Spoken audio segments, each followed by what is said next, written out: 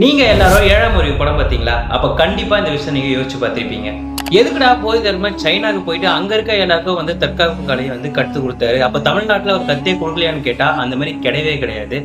ஏன்னா போதி தர்மர் தமிழ்நாட்டுல இருந்த காலத்திலேயே பல பேருக்கு தற்காப்பு கலையை தெரியும். நோக்கு உரிமம் அடிமுறை சிலம்பம் பல வித்தைகளை தமிழ்நாட்டுல இருக்க கத்து வச்சிருந்தாங்க. சொல்ல போனா உலகத்துக்கே தாய்மொழி தமிழ் எப்படியோ அந்த மாதிரி தான் எல்லா தற்காப்பு கலையும் தமிழ்நாடு தாய்நாடா இருந்துச்சு ஒரு காலகட்டத்துல. ஆனா அதுக்கப்புறம் தமிழ்நாட்டுல ஒரு சில போர்களாலையும் ஒரு சில அரசியல் மாற்றத்தினாலையும் தற்காப்பு கலை சுத்தமாவே மறந்துட்டாங்க.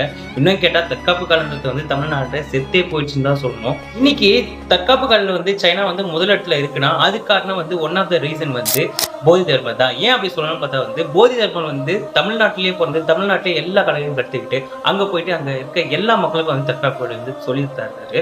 ஆனா பண்டைய காலத்துலலாம் தமிழ்நாட்டுல இருந்தவங்க 199 பேருக்கு தற்காப்பு கலை நல்லாவே தெரியும்.